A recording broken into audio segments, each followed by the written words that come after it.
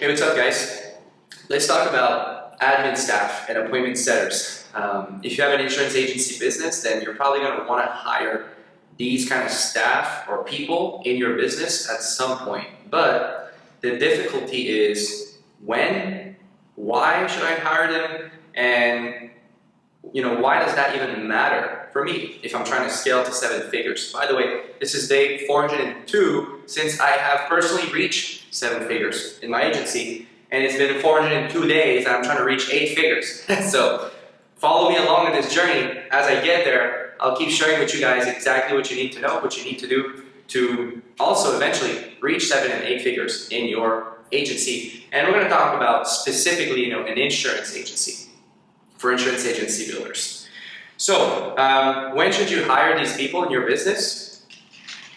The answer is anywhere between 10K per month to 50K per month in terms of revenue. So at about 120 to 500K a year, during that time frame, you're absolutely going to need to hire an admin assistant and an appointment setter for your personal production.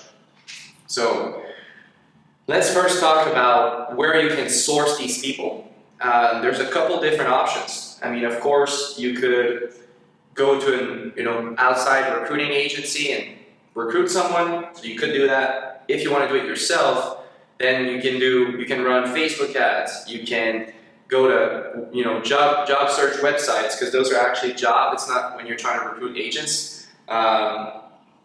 You can look in your warm market and your circle. Or maybe you got some agents on your team that, quite frankly, are not serving your business at its fullest, them being an agent, and they would be better off just being, a staff member, like on a salary type thing.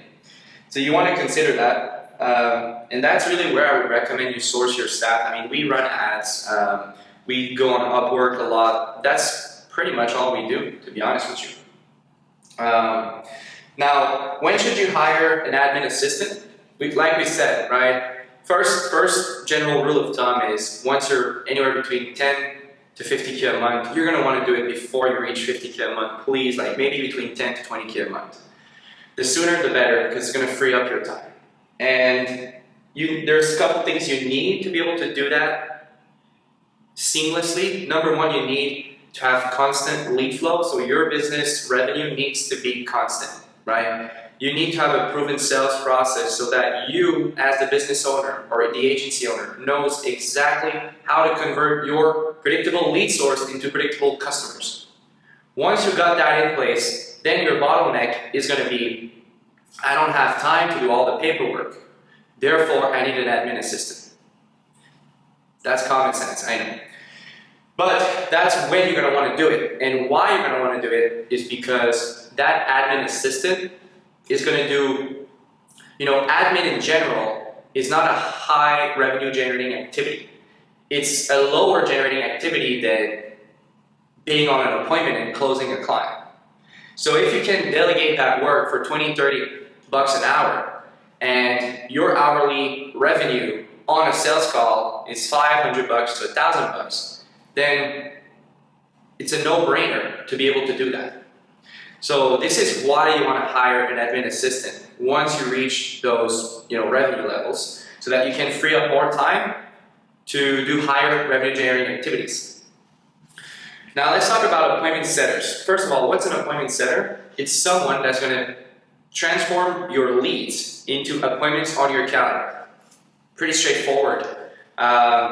When you want to hire that, very similar time frame, honestly. So you want to do that when you're at 10 to 25K per month, and you start running out of time to call your leads because you got so many appointments to get to, because you've got a proven lead source, proven sales process. So your sales process is good, and your bottleneck is, I don't have time to call the leads. So I'm not doing a good job with my lead flow. Therefore, instead of lowering my ad budget and generating less leads, what I want to do is keep my ad budget the same, but free up my time so I can increase my calendar availability and take more calls, therefore make more money. That's why you want to hire an appointment setter. That's when you should do it, when you have that bottleneck. And the main reason why is because even though like appointment setting is definitely a higher revenue generating activity than admin. It's still not as high of a revenue generating activity as actually closing appointments. So admin work, setting calls, closing calls. That's the order of what's more profitable for your business. If you could be just closing calls, all your admin and appointment setting is delegated, you can reach 50K per month just doing that by yourself.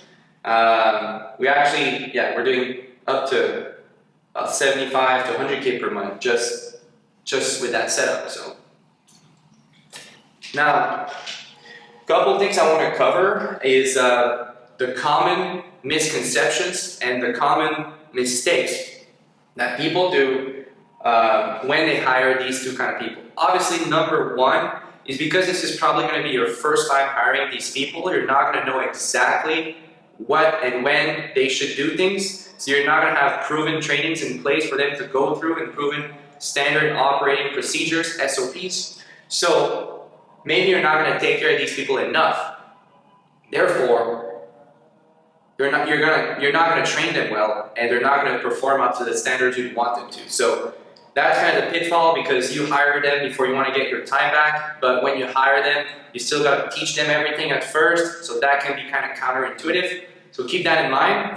But if you can prepare all your trainings before hiring that person, then when you do, it's going to be a lot easier for you. Because quite frankly, you're probably not going to hire that person once in your business. Probably going to do it a couple of times.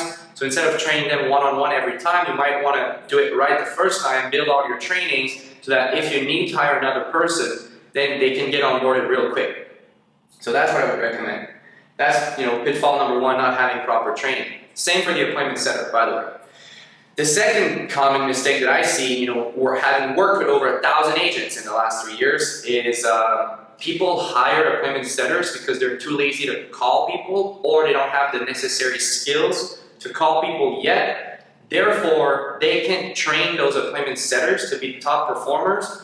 Therefore, they're not seeing the kind of results they would want to see with those people. So it sucks, but you got to do the boring work first before you delegate it to other people. I've probably set 1,000 calls before I hired an appointment setter. Just keep that in mind. Because you want to be able to coach them and train them once they join your team. That's a given. The second thing is, if you're not a top tier closer and you're not converting over 25 to 30, 35% of your live appointments that show up into clients, then you're probably not going to be a good home for your appointment setter. Ideally, you want to pay these people performance, like a percentage of the commission that you make, or make sure you check with the legalities so that you can do that. If not, just pay them a salary. But if you can, if they could be 100% performance based, that's going to be better. But if you do that, then you got to make sure you're closing in the back end, so you're actually making money for these guys, and they're just not setting appointments for nothing, right? And the last one is probably the worst one. Is like, people get stuck at 15, 20, 25K per month for like years and years and years and years.